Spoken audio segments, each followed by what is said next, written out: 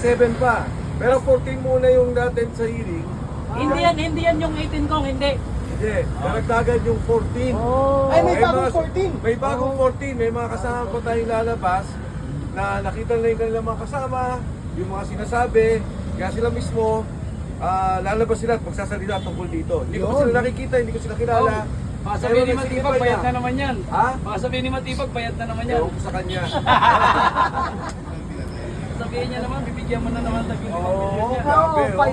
Nakita niyo naman, hindi na ako sumagot. Anong masasabi mo na yung magpo-question ay isa ring akusado? Narinig ko na si Atty. Levy, nagsalita naman siya eh. Di ba sabi niya, decency, kailangan naman, huwag siya mag-preside doon sa meeting. At pabayaan niya magsalita yung mga Marines. Wala naman eh, pwede naman siya magsalita eh, pwede siya magtanong. At nandyan yung mga Marines, minomonitor ko rin. Siguro pagkatapos ng press con niya, tapos na ba? Tapos na, ano na nagkatapos na. Ayun, bababa sila at haharap sila sa komite mismo. Consultative hearing ang sinasabing pag-uusap ngayon nitong patawag na ginawa nila. So hindi ba yan ang formal talaga na Blue Ribbon hearing? Hindi ko alam kung anong ano nila doon, pero sila mismo nagsalita na consultative hearing. Supposedly walang contempt yan. Kaya ako naman kasi walang imbitasyon. Ako mismo, sinasabi lang na sa social media may imbitasyon ako, pero ang official ng imbitasyon dyan lang sa 18 Marines at kay Atty. Baligon. Hindi kailangan na pumunta ka sa loob. Kung anong masasabi mo? Dito lang naman ako eh. Kung anong masasabi mo kung kaya daw papasukin yung 14 eh, kaya nagpa-press ko na lang sa office Hindi, yung 18 yan. Yung 18 kanina, ayaw papasukin. Tapos ngayon, pinayagan nila, nandun sa office si Senator Robin Padilla. Nagpagkatapos naman, bababa sila. Haharap sila. Kung papayagan sila at kung pagsasalitain sila. Pero yung 14, naragdagan yun. Ha? Lalabas yun sa Huwebes sa patawag ni Senator Dante Marcoleta. Mga sundalo din yung kamo. Mga kasama nila, mga retired, mga nasundalo. Pero 14 yun, may dadagdag pa na ito. meron pa daw 7. Sabi. Ha?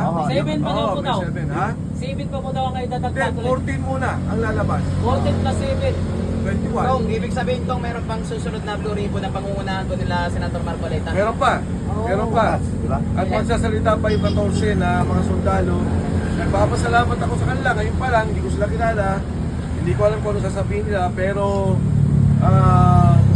malamang-lamang, mabigat yung mga sasabihin nitong 14 ko. Malagdagan at pagpapatunay doon sa sinabi niyang 18. Paano kaya kung totohanin ni Erwin Tulfo yung banta niya na may pipelyuhan siya pag nag-7 million Blue Ribbon na ulit sila? Ano naman ata, yung pagbabanta ni, umanina naman siya doon. Pero yung pagbabanta niya, di ba sa kapwa niya senador. Palagay ko, hindi papayag yung 18 Marines pag nasa 21. Baka mamuntog ko siya. Eh, sabi ni Senator Robin Padilla, unahin daw siya kwiluhan eh. Oo nga. Yun ay mga kasama. Iwas tayo. Nagko-coordinate ako, inayos ko muna yung mga, kasi di ba yung pagpunta nila, ano yung nangyayari, paano yung koordinasyon sa opisina ni Senator Robin Padilla, mga ganung bagay. Kasi nagtataka kami kung nanonood kami ng live, naka-silent naman kung ano po kayang hidden agenda doon. Hindi naman, kanina. Biglang nag-silent po yung live nila. Talaga? Hindi ko alam. Yung lumapit si Matibag. Pero nandiyan yung 18 Marines, maganda, maghanap pa na. Dahil maraming sinabi si Atty. Matibag na hindi ko maintindihan kung siya ba ay National Bureau of Investigation na tumutulong sa pag-imbestiga ng anomalya o iniimbestigahan niya at tinitira niya yung mga nagsasalita sa korupsyon at anomalya. Nangyari kabaliktaran eh. Siya pa yung ginagamit pa yung ahensya niya para siraan yung Brave 18 at sila Tony Baligon. Bago kayo dumating, sir, may dalawang sasakyan ng NBI dumating. Opo. Sa loob. Balita ko rin nga, tapos kanina nga, nung pagdating, yung mga pulis yung nandun eh. So, kala ko nung kuling hindi sila papapasukin. Kaya, anyway, nandiyan na sila sa loob. Magsasalita yung mga yan, hindi yan takot. At kaya nila magsalita. Kaya nilang hanapin yung mga sinabi ni Kasat at patunayan yung kanilang mga sinabi. Lilinawin lang natin no, kasi maraming mga taga-subaybay natin na nangangamba sa kaligtasan nga ng ating mga 18 Marines. No? Sabi nila, baka daw po limited sa loob, masaitin konti, mga ganyan. Hindi namin lang galing sa'yo kung di ba masaitin konti mga Ang pagkakasabi kasi nila, consultative hearing. So hindi pa to actual na in-aid of legislation. So supposedly, kung consultative hearing, walang gagawin contempt. Ngayon, di natin alam.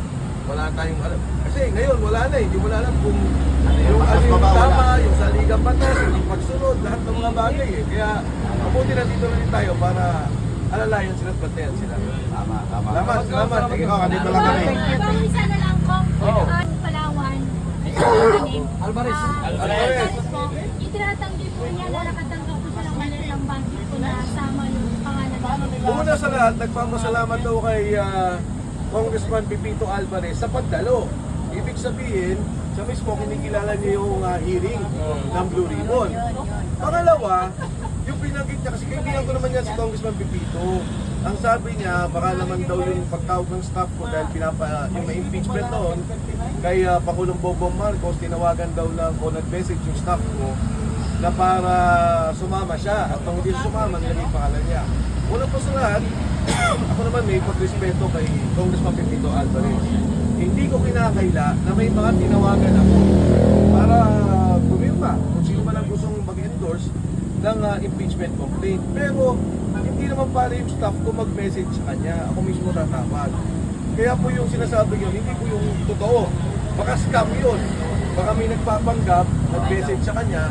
Pero kung staff ko po yun, hindi nyo yung gagawin. At pangalawa, kung meron bang ganun, ako mismo tatawag sa kanya bilang paggalang kay Congressman Alvarez. Ayaw papasukin. Andito dumating na si Atty. Balido. Saan yung mga inaasahan natin yung isisiwalat? Laban, attorney, laban! Pero sa inyo kasi nasabi dun sa isinawalat ng Thursday, wala yung pangalan ni Senador Loren Regardo daw. So may pagbabago doon sa affidavit.